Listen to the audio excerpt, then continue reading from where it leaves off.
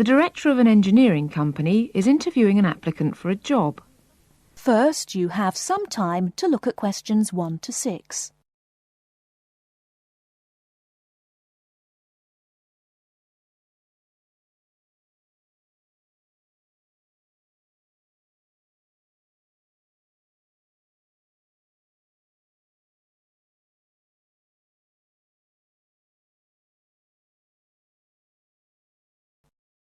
Now we shall begin. You should answer the questions as you listen, because you will not hear the recording a second time. Listen carefully and answer questions 1 to 6. Good morning. It's Mr. Robinson, isn't it? Have a seat. Stephen Robinson. Yes.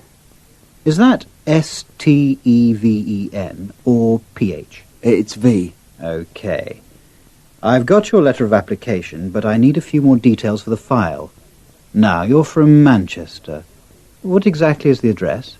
Yes, it's Dynevor Gardens, that's D-Y-N-E-V-O-R, Prestwich. Thanks. And telephone? Well, it isn't mine, it's the landlord's, but I can be contacted. It's 483-250. Uh-huh. The landlord lives in, does he? Well, he has the flat downstairs, and he's a friend of the family anyway. I see. OK. According to your letter, I imagine you were born in, let me see, 1960? 61. Right. And the date? 12th of July. Thank you. And I believe you're married. No, I'm getting married, but not for a few months. Oh, sorry. Well, I mean, congratulations. Is it going to be in Manchester? Well, no, actually. My fiancée's from Wales, so we're getting married in her home village, near Bangor. Oh, how nice. Now, as you know, when you apply for a post with Williams Engineering, we need to find out a few things about both your academic background and more recent work experience, the latter being especially important in respect of this rather specialised position in the area of water management. First of all, A-levels. Yes, I've got 3. Geography, maths and physics. Geography, maths and physics. OK. Before you hear the rest of the conversation, you have some time to look at questions 7 to 10.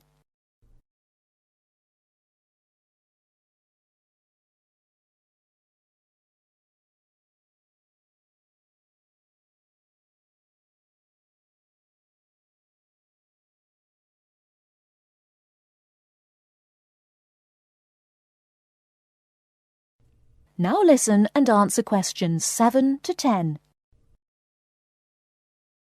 And what about your degree? I went to Sheffield University and got an engineering degree, with water management as my specialisation. Uh-huh. And as for work experience, I started out after graduating in 1986 in China, working for the Chinese government. Did you work as a volunteer? No, I did get a nominal salary. It was a 2-year irrigation project. That sounds fascinating. How did you organise that? You say it wasn't a British company, then? No. My university had links with a Chinese engineering university, so it was organised at that level. And after that? Then I came back, moved to Manchester, and have been working with Latimer Engineering since then. And what exactly are you doing for Latimer? Oh, I'm working in irrigation again, this time as a project research assistant. Great. I've got your details. Now let's move on to a more general discussion about what we're looking for. That is the end of part 1. You now have half a minute to check your answers.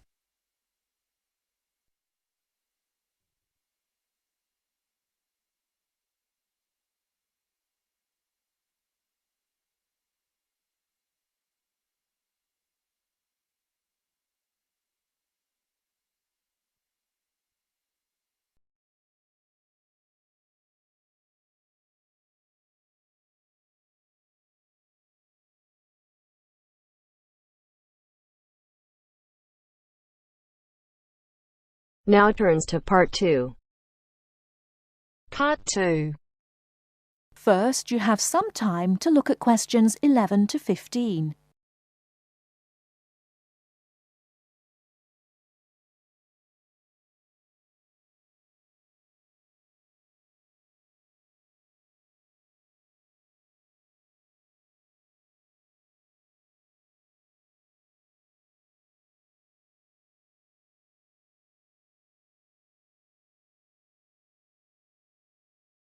Now, listen carefully and answer questions 11 to 15.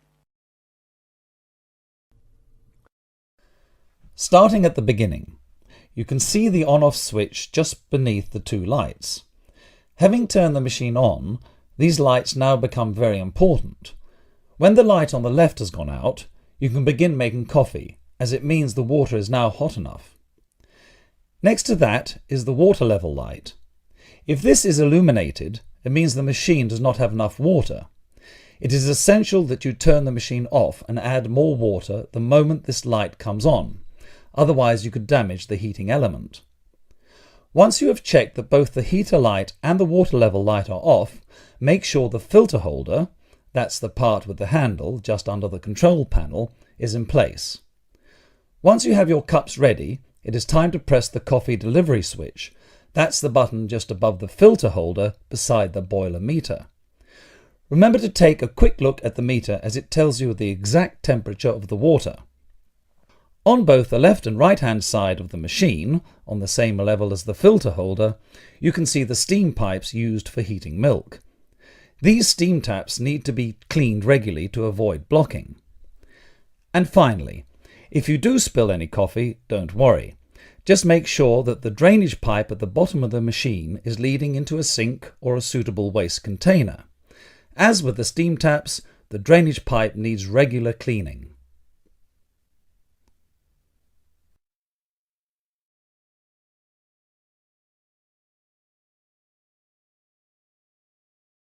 Before you hear the rest of the talk, you have some time to look at questions 16 to 20.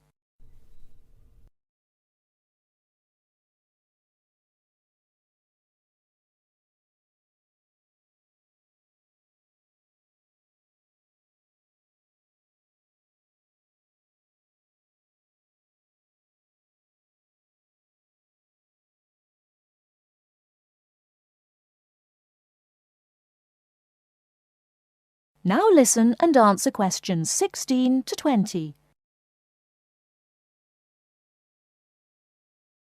First and most importantly, I'll tell you where you should go from tomorrow for your lectures and classes.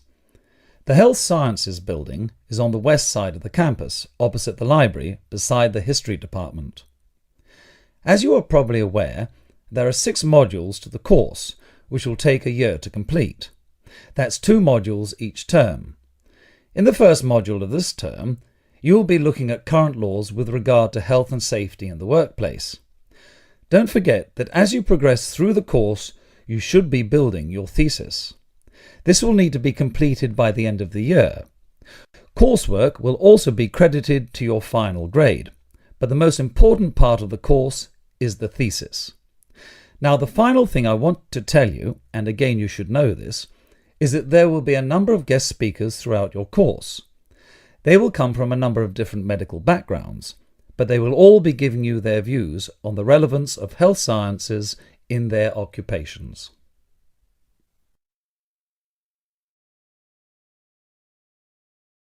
That is the end of part 2.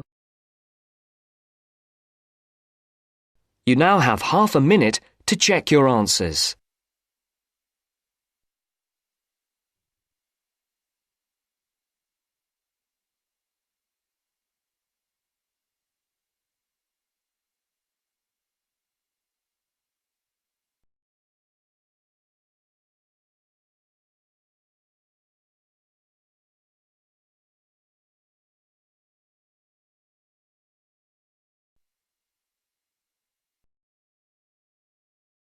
Now turns to part 3. Part 3. You will hear 2 students discussing a project they have to do as part of a literature course on great books.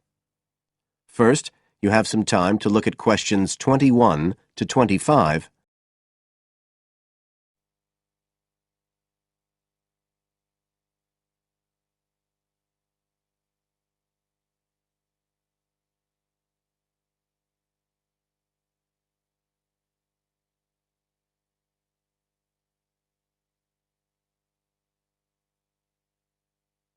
Now listen carefully and answer questions 21 to 25.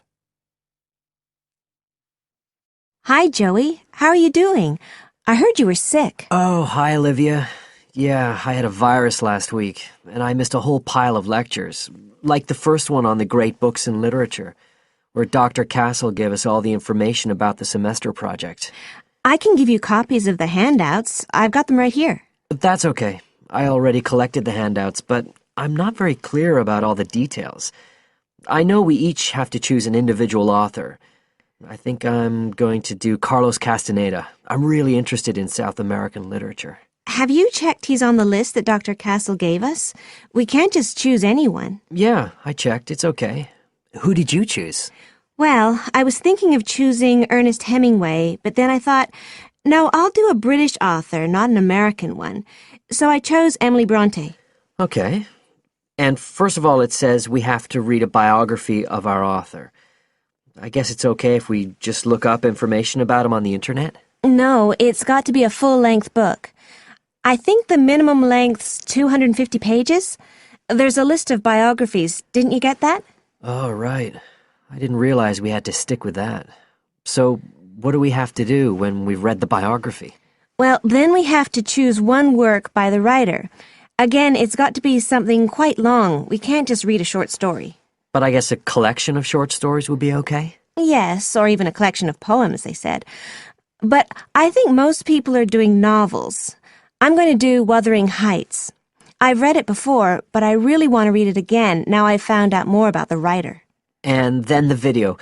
We have to make a short video about our author and about the book. How long has it got to be? A minute. What? Like 60 seconds? We got to give all the important information about their life and the book we choose? Well, you can't do everything. I wrote it down somewhere.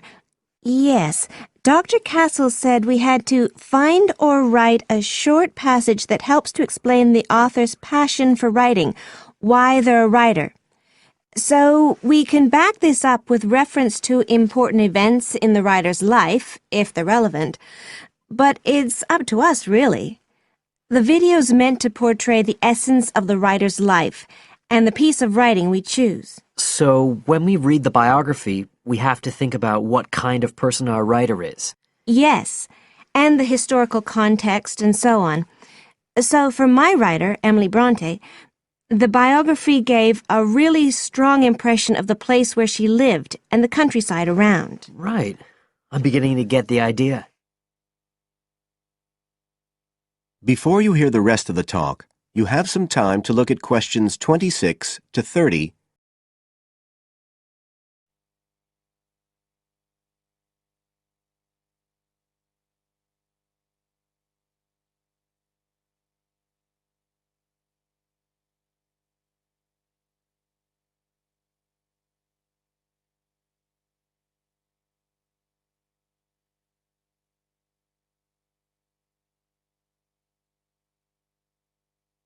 Now listen and answer questions 26 to 30.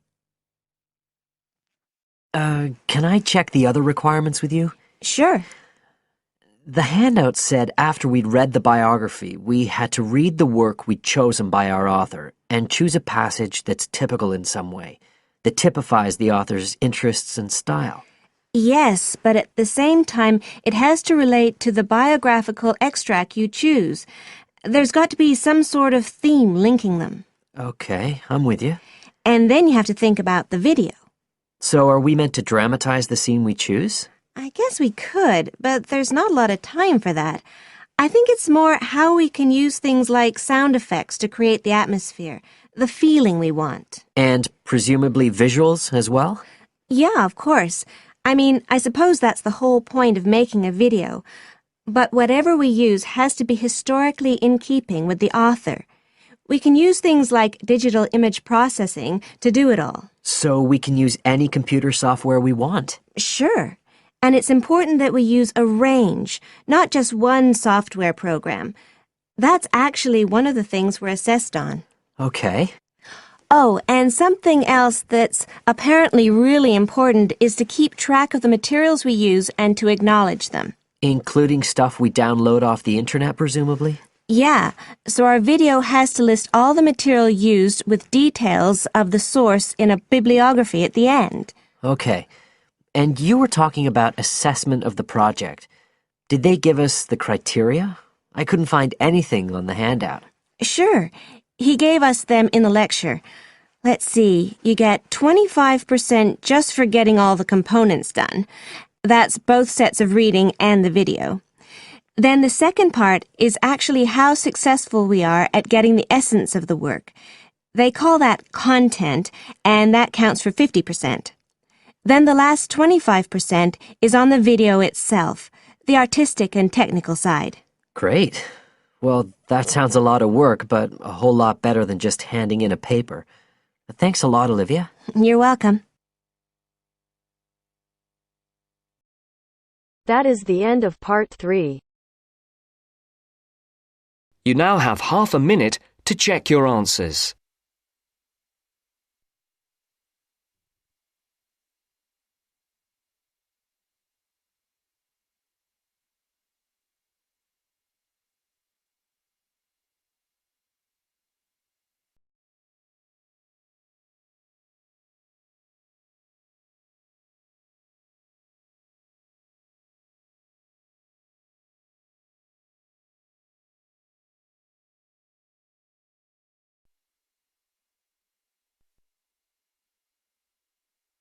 Now turns to part 4.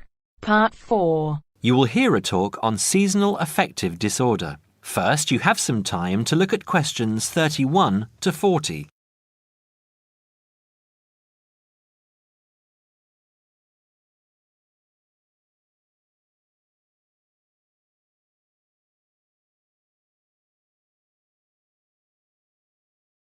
Now listen carefully and answer questions 31 to 40. In the past few years, a new condition has been identified and given a name, SAD, short for Seasonal Affective Disorder. This is now recognized as a distinct kind of clinical depression, where people become depressed at the onset of winter, accompanied by a craving for sweet things, causing weight gain. Each spring and summer would then bring on almost maniacal highs and feelings of boundless energy and happiness. Experiments to combat this depression showed that increased exposure to bright light in humans could suppress their production of a darkness-related hormone called melatonin.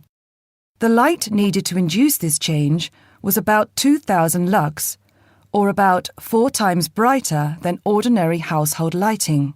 It was then calculated that if bright light could suppress melatonin secretion, then it might have other effects on the brain, including the reversal of symptoms of depression.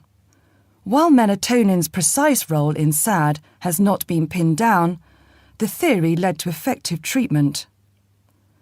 Not surprisingly, SAD affects more people where winter nights are longer and days shorter. In the UK, an estimated 500,000 adults develop full-blown SAD in winter, and twice this number suffer the milder condition called subsyndromal SAD. About 80% of sufferers improve when given light therapy, and improvement usually comes within 2 to 4 days. Scientists are still unsure why winter depression happens, but more than a decade of research has turned up some surprising findings. Nearly 80% of SAD victims are women. Researchers are uncertain why this is so.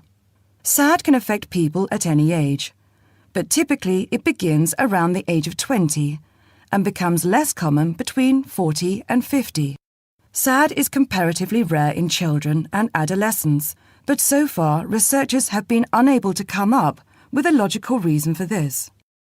As many as half of SAD sufferers have at least one family member with depressive illness, suggesting that the depression has a genetic component. Some patients experience shifts in their body clocks when they're depressed in winter. They are morning people at one time of the year and become evening people at another. What is the underlying difference between SAD sufferers and others? A clue can be found in carbohydrate craving, a common symptom. People often become obsessed with chocolate, for example. Carbohydrates alter brain chemistry by increasing the level of a soothing chemical called serotonin, a neurotransmitter that carries signals between brain cells. SAD sufferers crave carbohydrates because they may need serotonin to lift their mood. This craving can be intense, in fact, an addiction. It may be that the serotonin system of the brain has problems regulating itself during the winter. Some SAD sufferers respond well to the drug Prozac, thought to influence the brain's serotonin-using system. Other brain chemicals and hormones probably play a role in winter depression. Another neurotransmitter, dopamine, for example, may be inadequate in certain cases. Researchers hope to uncover clues to SAD's secret by probing similarities between SAD and hibernation. Though no valid link between the two has been established, some SAD patients say they feel like hibernating animals. SAD sufferers tend to put on fat in autumn and early winter, roughly the time when such hibernators as bears and squirrels do. That is the end of part 4. You now have half a minute to check your answers.